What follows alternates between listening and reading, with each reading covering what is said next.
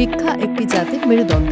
এই চিরন্তন সত্যটি আমরা ছোটবেলা থেকে বইয়ের পাতায় পড়ে আসছি, বক্তৃতায় শুনে আসছি, কিন্তু বাস্তবতার নিরিখে আজ এই কথার গভীরতা আমাদের নতুন করে ভাবিয়ে তুলছে।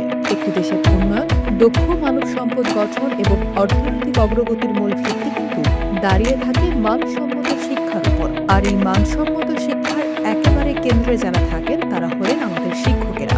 দক্ষ, প্রশিক্ষিত এবং যোগ্য শিক্ষক ছাড়া এই কার্যকর শিক্ষা ব্যবস্থার কথা কল্পনাও করা যায় না। কিন্তু সাম্প্রতিক বিভিন্ন আন্তর্জাতিক ও আঞ্চলিক পরিসংখ্যান আমাদের সামনে এক নির্মম সত্য তুলে ধরেছে।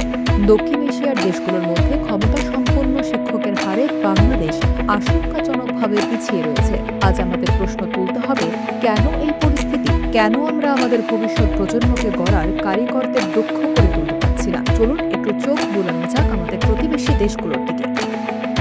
দক্ষিণ এশিয়ার অন্যান্য দেশগুলোর তুলনামূলক চিত্র বিশ্লেষণ করলে দেখা যায় মালদ্বীপ, নেপাল, ভুটান, এমনকি শ্রীলঙ্কাও শিক্ষকদের পেশাগত দক্ষতা বৃদ্ধিতে আমাদের চেয়ে অনেক বেশি এগিয়ে আছে। মালদ্বীপে দক্ষ ও প্রশিক্ষিত শিক্ষকের হার প্রায় 100%-এর কাছাকাছি। অন্যদিকে নেপাল ও ভুটানের মতো দেশগুলো, যাদের আমরা অর্থনৈতিকভাবে খুব শক্তিশালী ভাবি না, তারাও ধারাবাহিক শিক্ষক প্রশিক্ষণ এবং শিক্ষাবান্ধব নীতিমালার কারণে আজ চমৎকার অবস্থানে রয়েছে। কিন্তু এই তালিকার নিচের দিকে তাকালে দেখা যায় বাংলাদেশের নাম। আমাদের দেশে এই হার উদ্বেগজনকভাবে কম, যা দেশের সামগ্রিক শিক্ষার মানকে এক বড় প্রশ্নের মুখে দাঁড় করিয়েছে। এই পিছিয়ে পড়ার পেছনে একক কোনো কারণ নেই, বরং কাজ করছে একাধিক জটিল সমস্যা। প্রথম কারণটি হলো শিক্ষক প্রশিক্ষণের চরম ঘাটতি।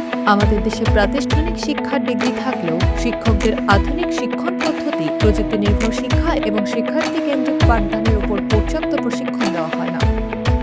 প্রশিক্ষণ ব্যবস্থার সীমাবদ্ধতার কারণে দেশের বহু শিক্ষক এখনও সেই বহু বছরের পুরনো ও মুখস্থ নির্ভর পদ্ধতির বাইরে বের হতে পারছেন না। ফলে ক্লাসরুমে শিক্ষার্থীরা শুধু তথ্য মুখস্থ করছে, তাদের ভেতরে থাকা সৃজনশীলতা ও বিশ্লেষণী ক্ষমতার বিকাশ পুরোপুরি বাধাগ্রস্ত হচ্ছে। দ্বিতীয় এবং অন্যতম প্রধান কারণটি হল শিক্ষক নিয়োগ প্রক্রিয়ার বলদ। দীর্ঘদিন ধরে আমাদের দেশে শিক্ষক নিয়োগে নানা ধরনের অসঙ্গতি, অনিয়ম ও স্বজনপ্রীতির অভিযোগ রয়েছে। অনেক ক্ষেত্রেই দেখা যায় মেধা ও যোগ্যতার চেয়ে অন্যান্য রাজনৈতিক বা সামাজিক প্রভাব বেশি গুরুত্ব পায়। যখন যোগ্যতার সঠিক মূল্যায়ন হয় না, তখন প্রকৃত মেধাবী তরুণেরা শিক্ষকতা পেশার প্রতি আগ্রহ হারিয়ে ফেলে। একটি দেশের শিক্ষা ব্যবস্থাকে যদি শক্তিশালী করতে হয়, তবে শিক্ষক নিয়োগে শতভাগ স্বচ্ছতা ও মেধার মূল্যায়ন নিশ্চিত করার কোনো বিকল্প নেই। এবার আসি তৃতীয় কারণটিতে, যা হলো শিক্ষকদের আর্থিক ও সামাজিক মর্যাদা। বিশ্বের উন্নত দেশগুলোতে শিক্ষকতাকে সবচেয়ে আকর্ষণীয় এবং মর্যাদাপূর্ণ পেশা হিসেবে বিবেচনা করা হয়, কিন্তু বাংলাদেশে বাস্তব চিত্র সম্পূর্ণ ভিন্ন।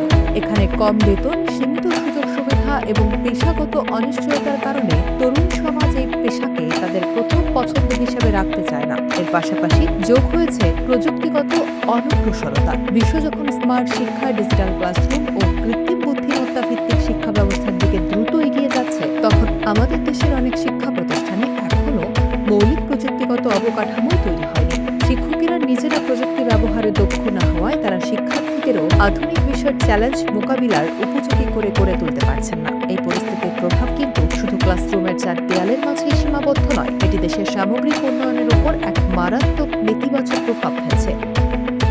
অদক্ষ শিক্ষক মানে দুর্বল শিক্ষা ব্যবস্থা, আর দুর্বল শিক্ষা ব্যবস্থা তৈরি করে অদক্ষ মানব সম্পদ। এর ফলে কর্মসংস্থান, উচ্চতর গবেষণা, উদ্ভাবন এবং আন্তর্জাতিক প্রতিযোগিতায় আমাদের দেশ প্রতিনিয়ত পিছিয়ে পড়ছে। তবে আশার কথা হলো, সঠিক পরিকল্পনা ও দ্রুত কার্যকর পদক্ষেপ নিলে এই সংকট থেকে বের হওয়া সম্ভব। এর জন্য আমাদের প্রথমে শিক্ষক প্রশিক্ষণকে আধুনিক, যুগোপযোগী এবং বাধ্যতামূলক করতে হবে। নিয়মিত প্রশিক্ষণ ও প্রযুক্তি ব্যবহারের দক্ষতা বাড়াতে হবে। একই সঙ্গে শিক্ষকদের আর্থিক ও সামাজিক মর্যাদা নিশ্চিত করতে হবে, যাতে দেশের সবচেয়ে সেরা মেধাবীরা শিক্ষকতা পেশায় আসতে উদ্বুদ্ধ হয়। গ্রামীণ ও শহরের শিক্ষা প্রতিষ্ঠানগুলোর মধ্যকার বৈষম্য কমিয়ে আনতে হবে। মনে রাখবেন, একজন দক্ষ শিক্ষকই পারেন একটি জাতির সঠিক ভবিষ্যৎ নির্মাণ করতে। তাই শিক্ষকের দক্ষতা বৃদ্ধি কেবল শিক্ষা খাতের উন্নয়নের বিষয় নয়, এটি আমাদের জাতীয় অস্তিত্ব ও অগ্রগতির পূর্ব শর্ত। দক্ষিণ এশিয়ার অন্যান্য দেশগুলো যদি পেরে থাকে, তবে সঠিক দূরদর্শিতা আর সদিচ্ছা থাকলে বাংলাদেশেও নিশ্চয়ই পারবে এই সংকট কাটিয়ে একটি আধুনিক ও শক্তিশালী শিক্ষা ব্যবস্থা